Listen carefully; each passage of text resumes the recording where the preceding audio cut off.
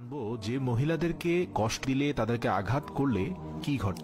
হযরত আলী রাদিয়াল্লাহু তাআলা আনহুর কাছে এক ব্যক্তি আসলেন এবং তার দুই হাত রেখে একত্রিত করে বলতে লাগলেন, ইয়া আলী, আমার বিবি আমার ঘরের ঠিকঠাক মতো দেখাশোনা করে না, সে আমার কোনো কাপড় পরিষ্কার করে দেয় না এবং সে ঘরের জিনিসপত্র ঠিকঠাক মতো গুছিয়ে রাখে না। তাহলে কি তার সাথে আমি রাগ করব না? তাকে কিছু মারপিট করা উচিত না?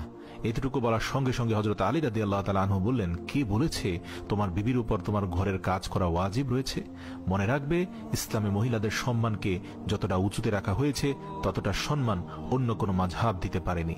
আমি আল্লাহ রাসূলের কাছ থেকে শুনেছি মহিলাদের সবচেয়ে বড় দায়িত্ব হলো সে যেন তার সন্তানকে ভালোভাবে মানুষ করে এবং সে তার সন্তানের দেখাশোনা করে।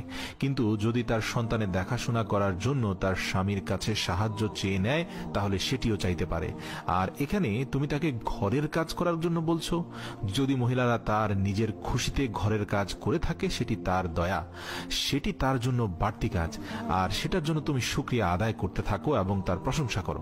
আমি আল্লাহ রাসূলের মুখ থেকে শুনেছি যে সময় মহিলারা নিজের ঘরের কাজ করে থাকে সে সময় আল্লাহ রাব্বুল আলামিন ফেরেশতাদেরকে পৃথিবীর মাটিতে নামিয়ে দেন আর বলেন, যতক্ষণ পর্যন্ত এই মহিলা তার স্বামীর ঘরের কাজ করতে থাকবে ততক্ষণ পর্যন্ত তুমি তার জন্য ইবাদত করতে থাকো, আমি এই সকল ইবাদত তার আমলনামায় যুক্ত করে দেব। সুবহানাল্লাহ। আর সেজন্য যদি কোনো মহিলা তার নিজের স্বামীর ঘরকে নিজের ঘরের মতো আগলিয়ে রাখে সেটি তার জন্য এই পৃথিবীর সর্বশ্রেষ্ঠ ইবাদত হয়ে যায়। এটি মহিলাদের খুব সুন্দর একটি নৈতিকতা যে তারা স্বামীর ঘরকে জান্নাত বানিয়ে রাখে, তোমার বাচ্চাকে খুব সুন্দর করে মানুষ করে গড়ে তোলে।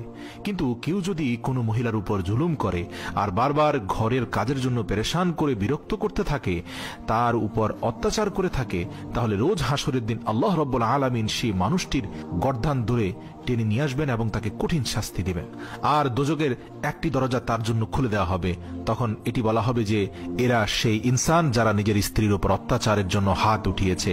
এরা হচ্ছে পৃথিবীর সবচেয়ে বড় কাপুরুষ যে তার দুর্বল স্ত্রীকে ভালোবাসায় আগলে নেওয়ার বদলে অত্যাচার করেছে। প্রিয় দর্শক, এবার আমরা একটা ঘটনা জানবো। সেটা হচ্ছে হযরত আলী রাদিয়াল্লাহু তাআলা আনহু রাস্তা দিয়ে হেঁটে যাচ্ছিলেন, তখন দেখতে পেলেন একজন ব্যক্তি তার স্ত্রীর উপর অমানবিক জুলুম করছে। তখন হযরত আলী রাদিয়াল্লাহু তাআলা আনহু তার কাছে গিয়ে বললেন, হে ব্যক্তি, আল্লাহকে ভয় করো। তোমার পেরেশানি, তোমার দরিদ্রতা এবং তোমার রিজিকের বরকত কমে যাওয়ার কারণ একটাই যে তুমি তোমার বিবির উপর জুলুম করছো। মনে রেখো, বিবির উপর জুলুমকারীর ঘরে আল্লাহর রহমত আসে না, বরকত আসে না, দারিদ্রতা তাকে আঘাত